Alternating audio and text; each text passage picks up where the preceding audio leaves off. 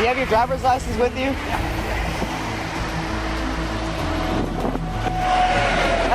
That's good, man.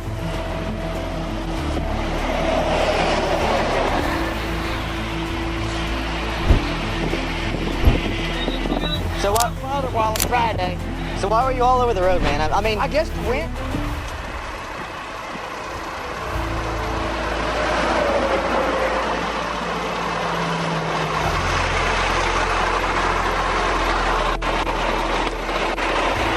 Tip out for me.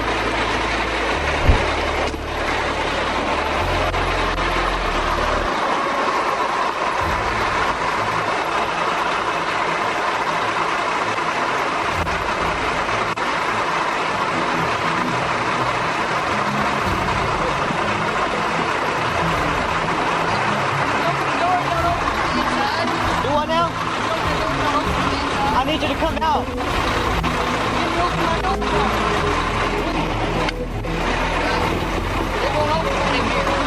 I don't know. I've been doing this job for a long time, and I know when something's up, when somebody's driving behavior, and something was up with this. No, it wasn't the wind, man. You I were might have dozed off. I don't know. you were getting sleepy. Well, I was a little tired today, but not bad. We had somebody call you in saying that you were all over the road, and I got behind you, and you definitely were all over the road. So, and you didn't take any kind of medication. I'm sorry. You don't smoke marijuana. You don't do methamphetamine. You don't drink alcohol. You haven't drinking alcohol today? No, sir. I could drink 2012. Oh, really? Okay. So would you pass the field sobriety test? Yeah. You would pass it? Okay, well, just take time for me, okay? I'll be right back with you. If you can lean on my bumper if you want to.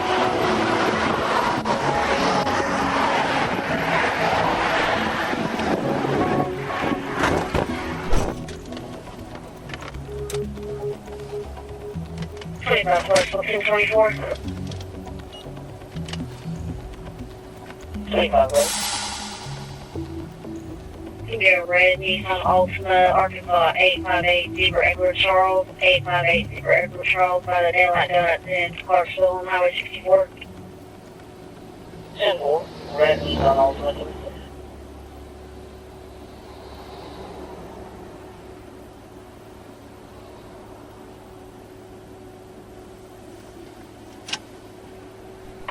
J26 Clarksville. J26, what? 10/30/31 by naming it a birth out of Missouri. 10-4, what? Last name is Presedy, Paul Robert Edward, Sam David Edward. First name is Dale, common spelling D-A-L-E. Date of birth is 1970-04-11. 1970-04-11, it's Missouri.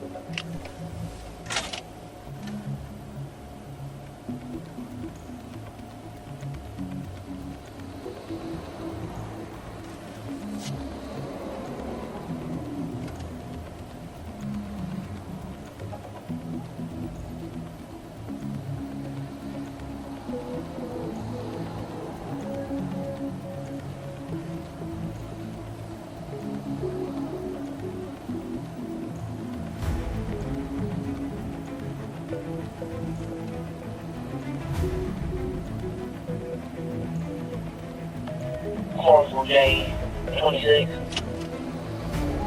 Go ahead. Still Prestige showing me valid.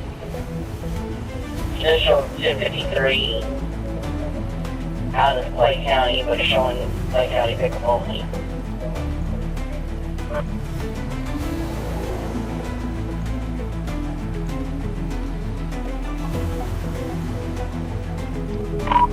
Because you're on a 54 check on. Yeah.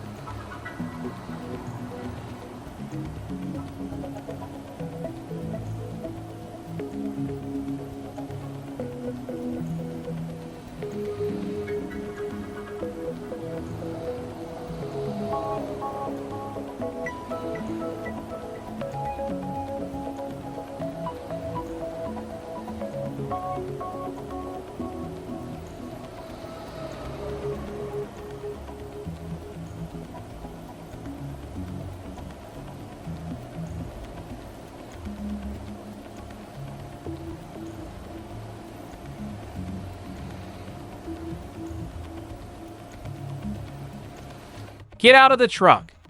Now! That voice cuts through the static like a blade. And the man sitting in that 18-wheeler? He already knows.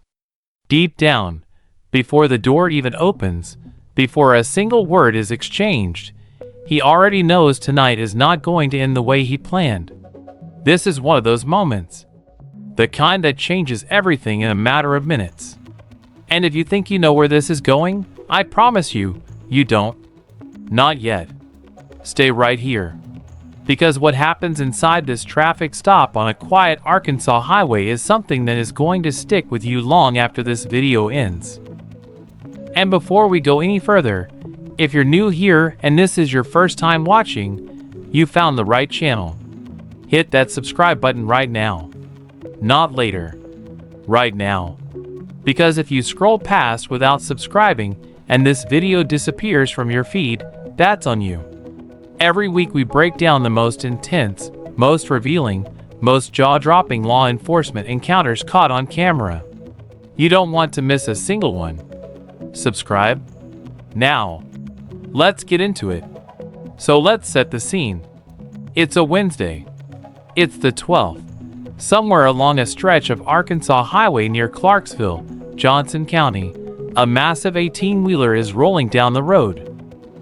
From the outside, it looks completely ordinary.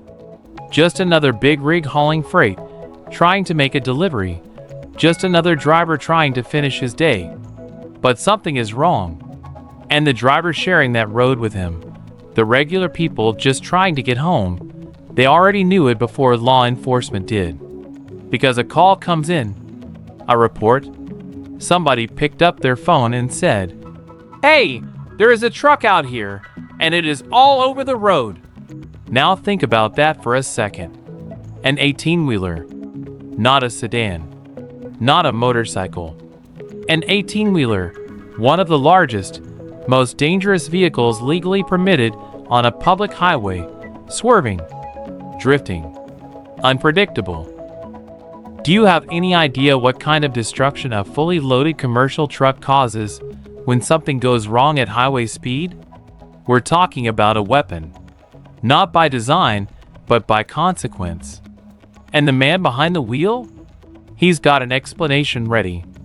Of course he does. They always do. But here's what I need you to understand from the very beginning. Trooper Clokey of the Arkansas State Police?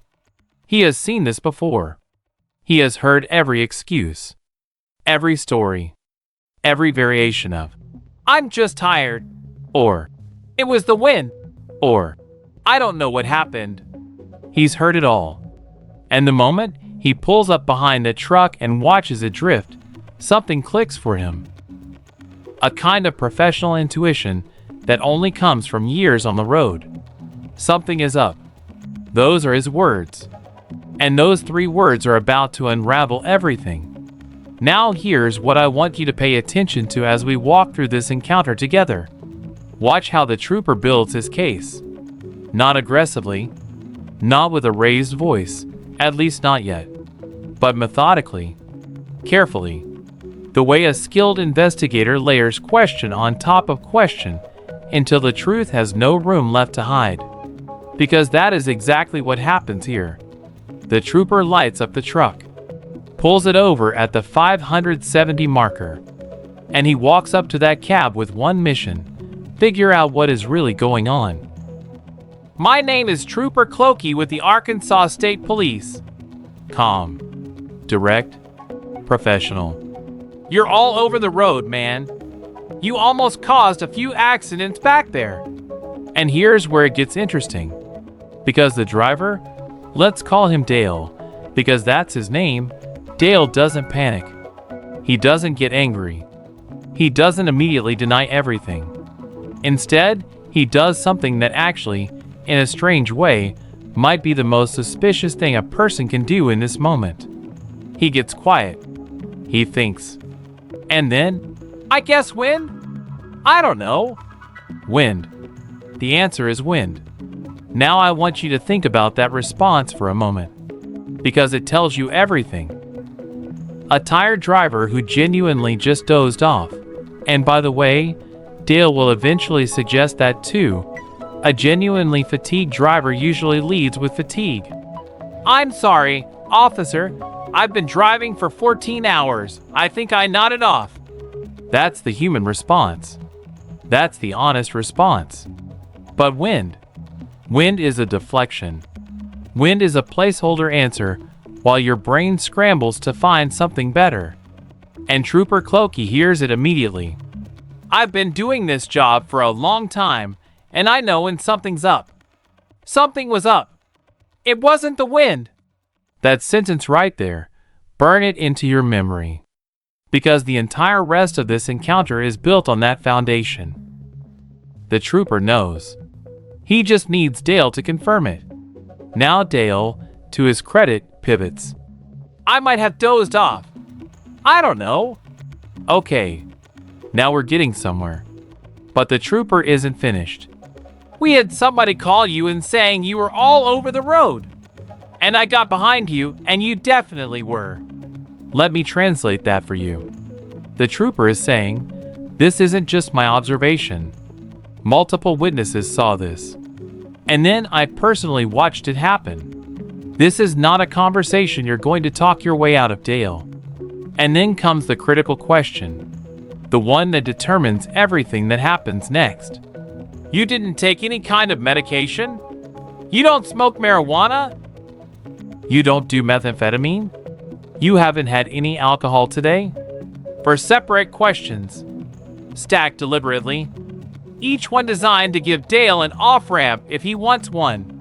Because sometimes people take prescription medication and genuinely don't realize it's impairing them.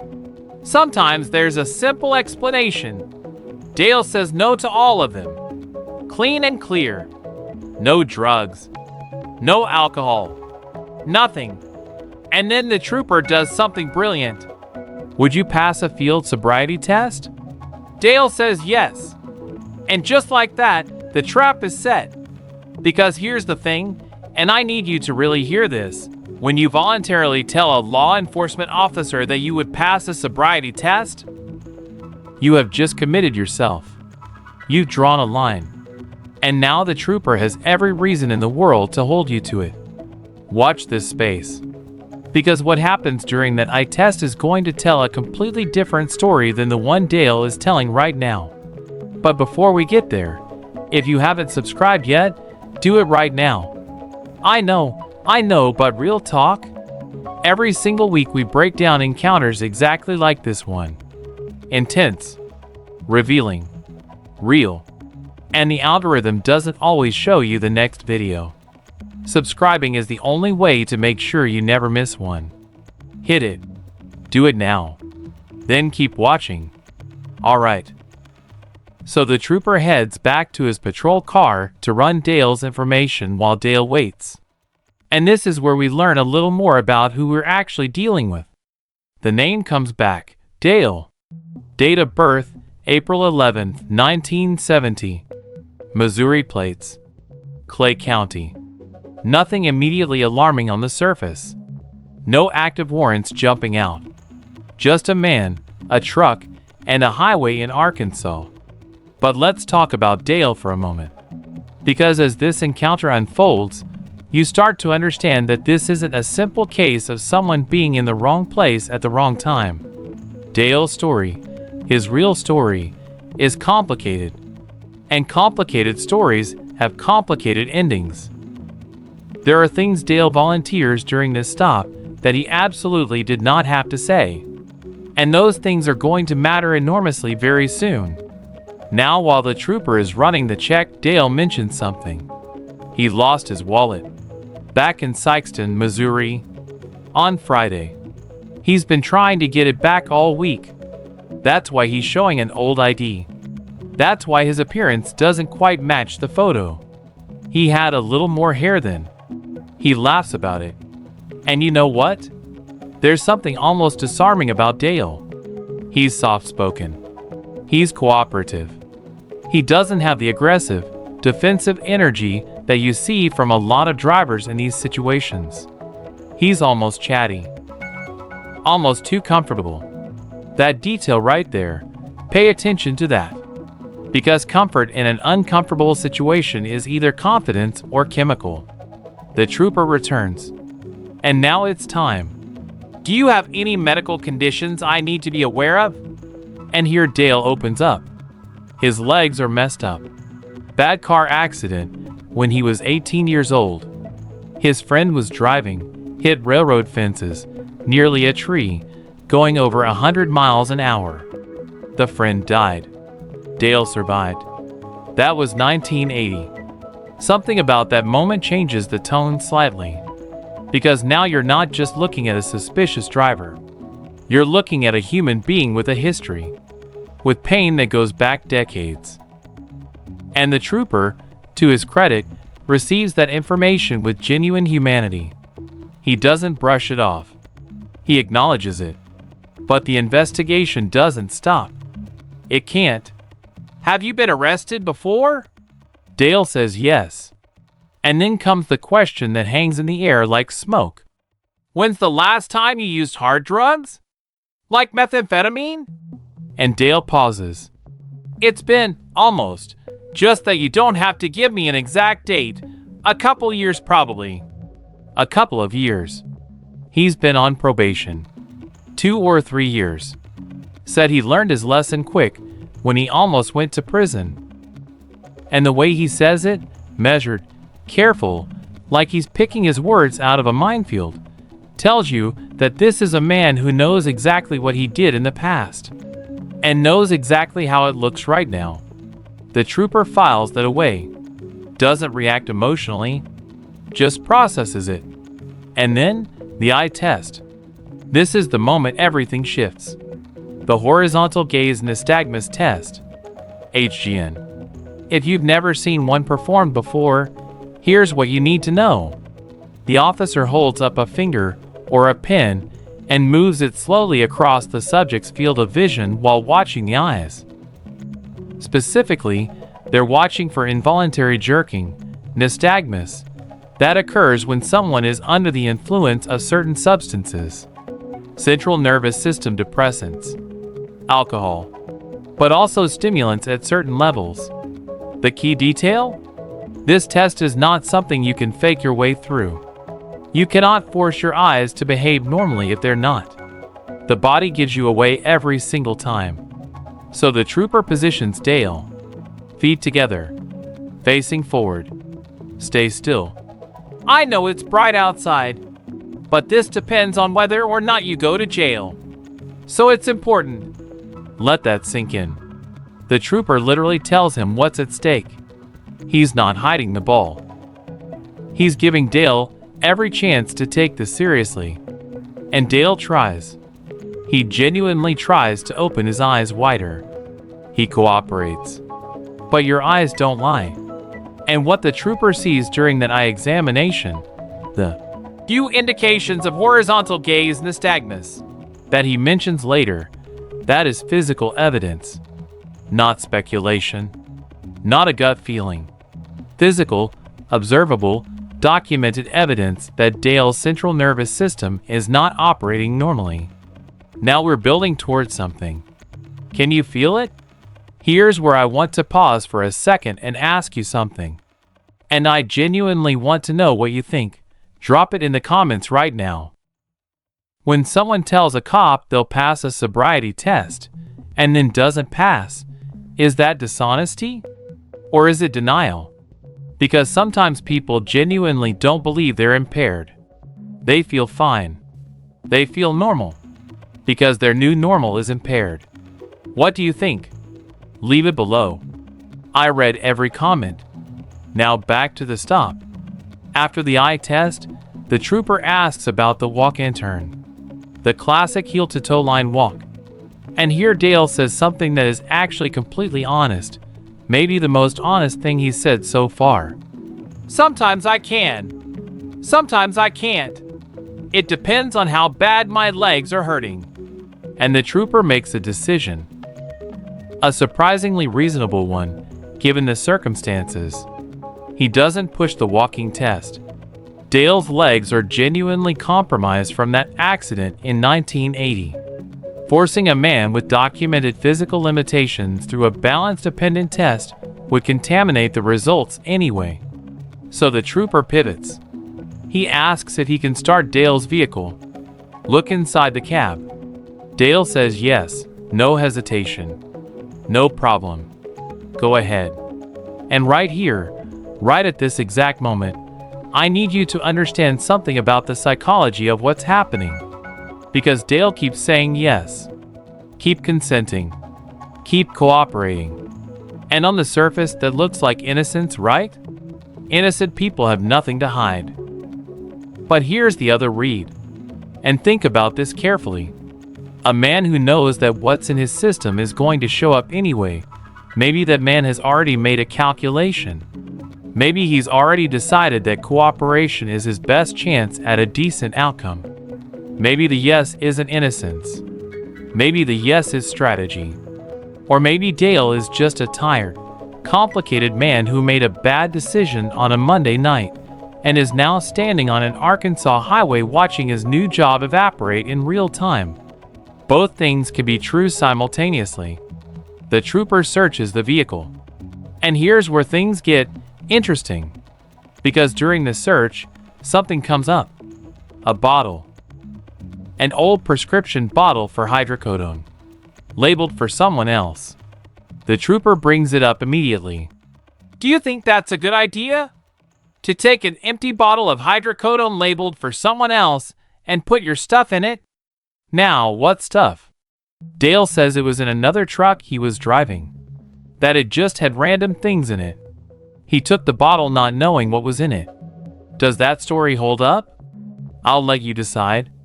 But I will tell you this. Finding a prescription bottle labeled for someone else, containing unknown contents, in the cab of a commercial vehicle during a DWI investigation? That is not a detail that gets ignored. And the trooper doesn't ignore it. But here's the thing, and this surprised me when I analyzed this encounter. The trooper doesn't immediately escalate over the bottle either. He's building his case methodically, layer by layer. And he still has one more conversation he needs to have with Dale before any decisions get made. We are not there yet. Keep watching. Now the trooper walks Dale back to the patrol vehicle. And you can feel the energy shift. This is the moment. The moment where the investigation moves from, I think something's wrong, to, I know something's wrong, and now I need you to confirm it. I need you to be honest with me. If we took a urine sample or a blood sample, what would the results be? Silence. And then, and this is what separates this encounter from 100 others I've covered, Dale doesn't double down on the denial. He doesn't lawyer up immediately. He doesn't rage or deflect. He thinks.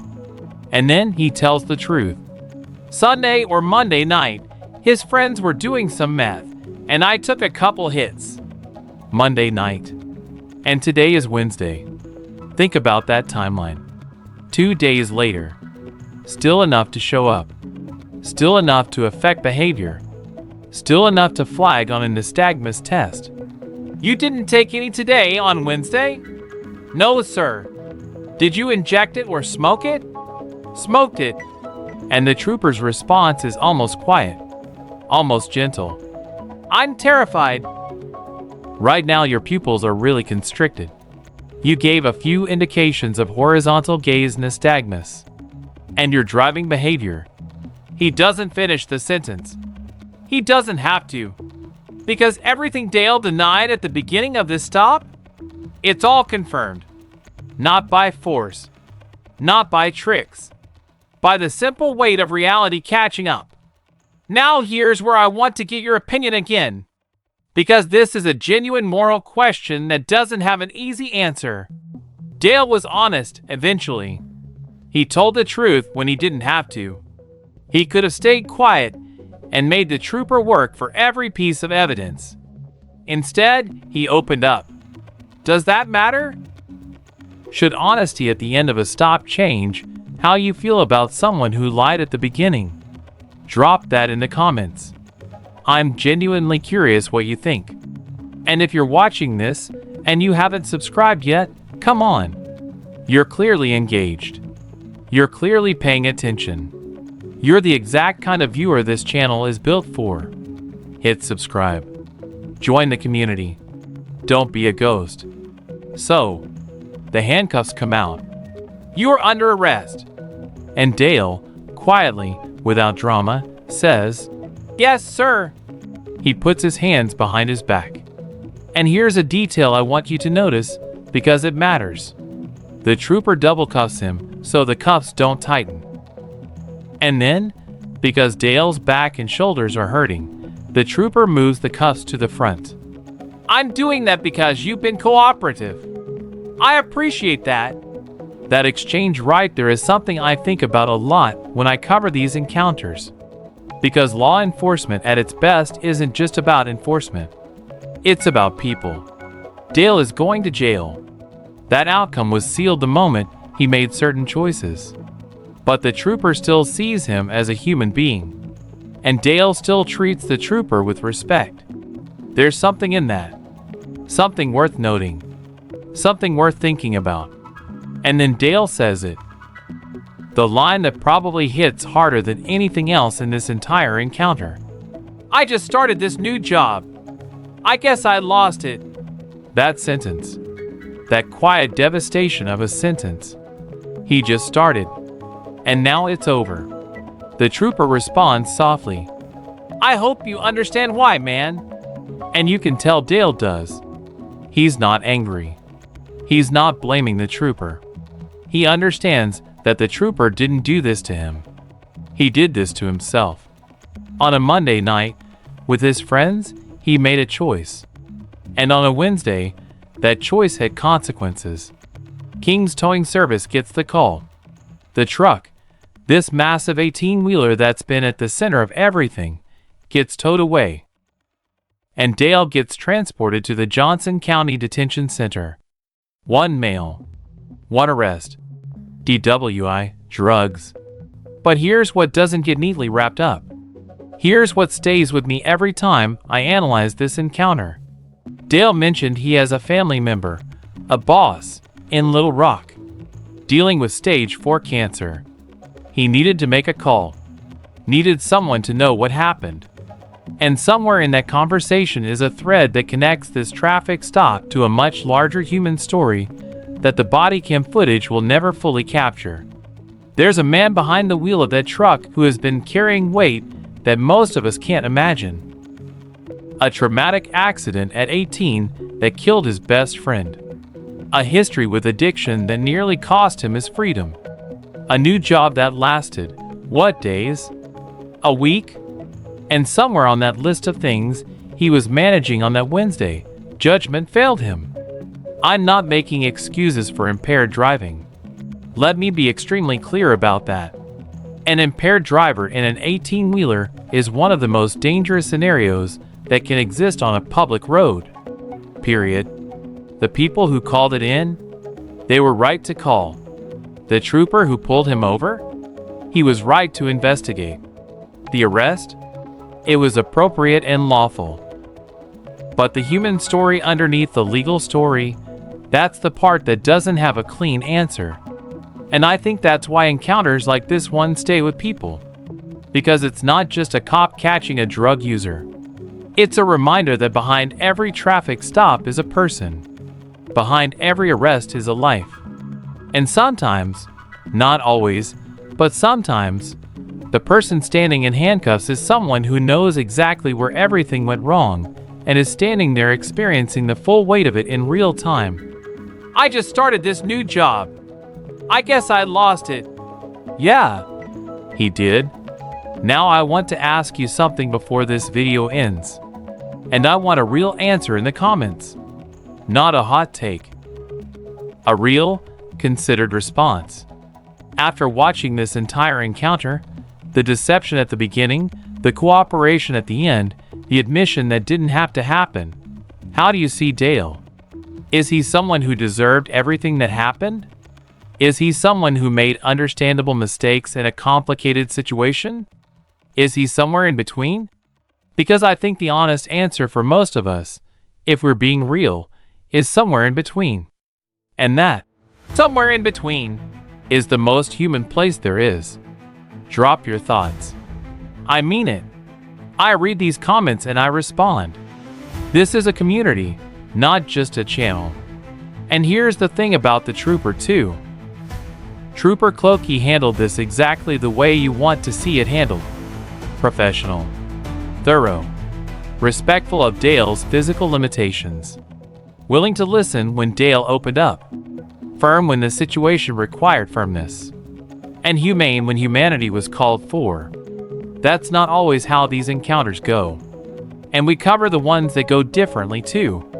Sometimes the outcome is very different. Sometimes the energy on both sides is different. And sometimes, the situations that look similar on the surface turn out to be something else entirely underneath. Which brings me to the last thing I want to leave you with today. Situations like this one don't always end this quietly. There's another encounter, one that starts almost identically. A commercial vehicle, a concerned caller, a trooper with a gut feeling. And then something happens that nobody in that moment saw coming. We're covering it next. And trust me, you want to be subscribed before that one drops.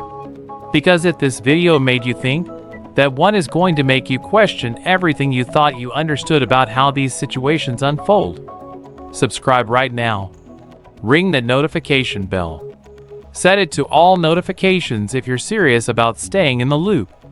Because that next video, it goes places this one didn't.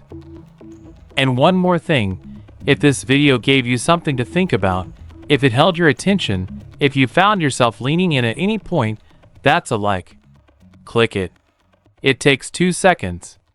It tells the algorithm that this kind of content matters. And it helps us reach more people who need to see real footage breakdowns done with actual care and analysis. Thank you for watching all the way through. Genuinely. This is the kind of content that takes real attention to follow, and you stayed with it. That means something. Dale is somewhere tonight. The truck is somewhere in an impound lot in Johnson County, Arkansas. And the highway where it all happened is still there, quiet now, unremarkable, just another stretch of road. But for a few hours on a Wednesday, it was the setting for a story about choices. And wait. And the moment when everything a person has been carrying finally becomes too much to hold. There's more where this came from. Stay tuned.